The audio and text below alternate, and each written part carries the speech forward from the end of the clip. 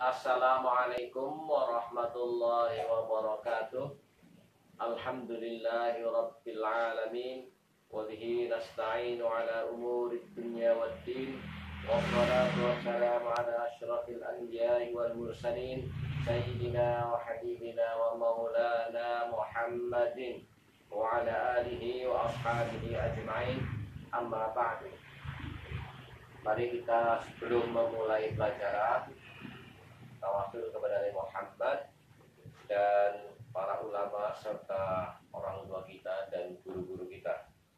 Ila hadratin Nabiil Mustafa Muhammadin sallallahu alaihi wasallam wa alihi wa azwajihi wa auladihi wa dzurriyyatihi was sahabati wat tabi'in wa jami'il malaikatil muqarrabin wal mursalin wal anbiya'i was syuhada'i was shalihin al-'amilin al-musannifin. ونخص خصوصا روح سلطان الأولياء شيخ عبد القادر الجيلاني ولا حضرة الروح شيخ حسن السديدي وإلى علماء الله ونخص خصوصا إلى روح حاجي حسن الأشعري وإلى روح حاجي رسول الله وإلى روح حاجي بيس مصطفى وإلى روح حاجي عبد الرحمن الوحيد ولدي مزوجهم وذريتهم واتباعهم وتلاميذهم ومحبهم واتباعهم ولجميع أساتذتنا وأساتذتنا ولجميع آبائنا وأمهاتنا وأجدادنا وجداتنا وعن علم سفلة وجميع المسلمين والمسلمات والمؤمنين والمؤمنات لهم الفاتحة. أعوذ بالله من الشيطان الرجيم. بسم الله الرحمن الرحيم. الحمد لله رب العالمين الرحمن الرحيم مالك يوم الدين إياك نعبد وإياك نستعين اهدنا الصراط المستقيم صراط الذين أنعمت عليهم غير المغضوب عليهم ولا الضالين رب اغفر لي ولوالدي وللمؤمنين آمين. Anak-anakku, situasi sekarang masih kondisi pandemi sehingga pelajaran masih melalui daring. Kita ambil sisi positifnya, suasana ini memicu kita untuk self study atau berkreativitas, belajar secara mandiri, dan sebagai panduan LKS kita baca dari awal sampai selesai satu semester secara bertahap. Anak-anak bisa memilih jadwal di rumah sesuai bagaimana baiknya.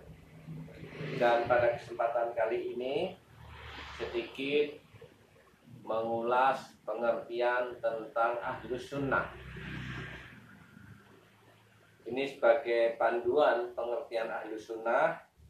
Ada kitab yang berjudul Ad-Dinul Islamiyyu Juz 2 At-Ta'lif Asy-Syaikh Hasan Mansur dan Asy-Syaikh Abdul Wahhab wa Syaikh Mustafa Anani. Pada halaman 64, Ahlus Sunnah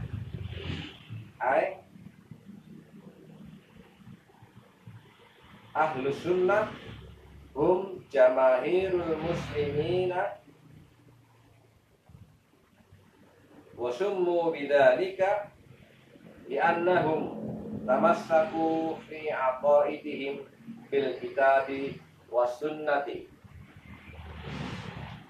Yang disebut kelompok Ahlus Sunnah, mereka adalah sekelompok orang-orang Islam, dan dikatakan demikian karena kelompok Ahlus Sunnah wal Jamaah selalu berpegang teguh di dalam akidah Islamiyahnya berdasarkan Al-Quran dan Sunnah Rasulullah Sallallahu Alaihi Wasallam. Dan pada perkembangan berikutnya, kelompok ini nambahkan namanya menjadi Ahlus Sunnah wal Jamaah. Dan di Indonesia pada tahap berikutnya kelompok ini mengidentifikasi dirinya dengan sebuah nama Ahlus Sunnah wal Jamaah An-Nahdiyah. Dan kita bersyukur menjadi bagian daripada warga Nahdlatul Ulama.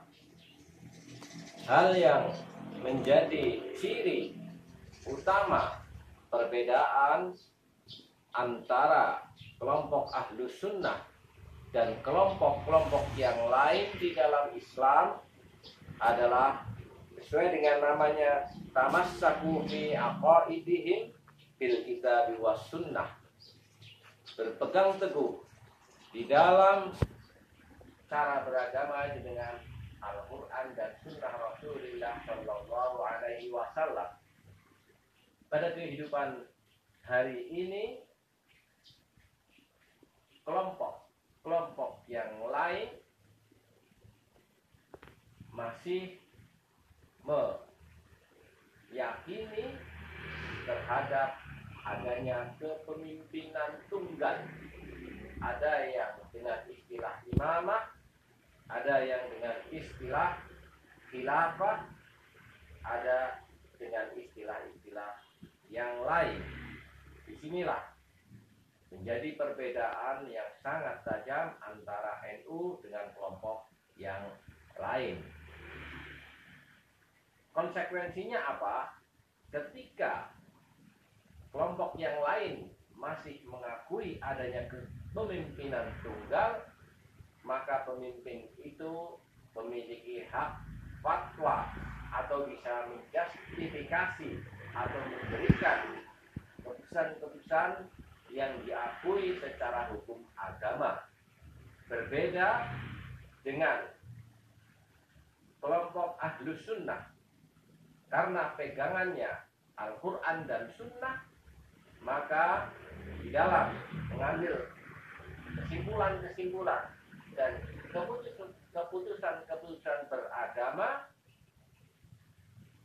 harus bersama-sama.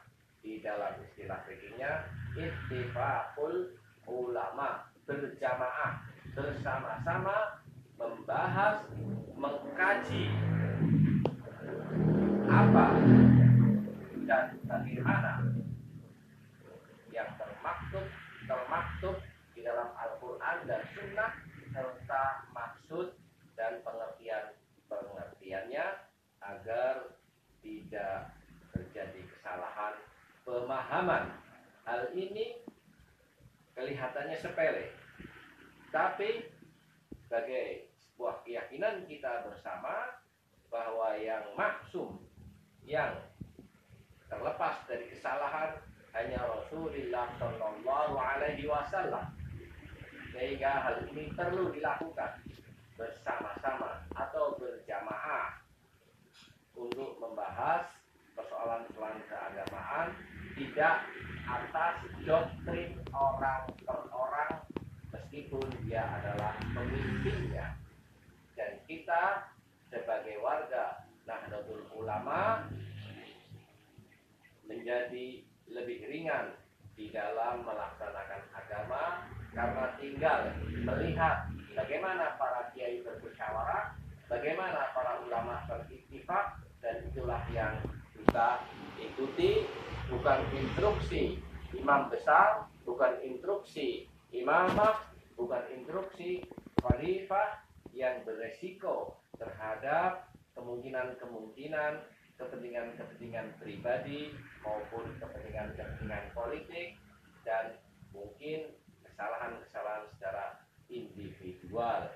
Ini sekedar sekelumit tentang Ahlus Sunnah wal Jamaah, dan kita bersyukur menjadi warga Nahdlatul Ulama sebagai kelompok yang berpegang teguh kepada Al-Quran dan Sunnah Rasulullah Sallallahu Alaihi Wasallam. Mohon maaf apabila ada kesalahan-kesalahan. afu minkum. Wassalamualaikum warahmatullahi wabarakatuh.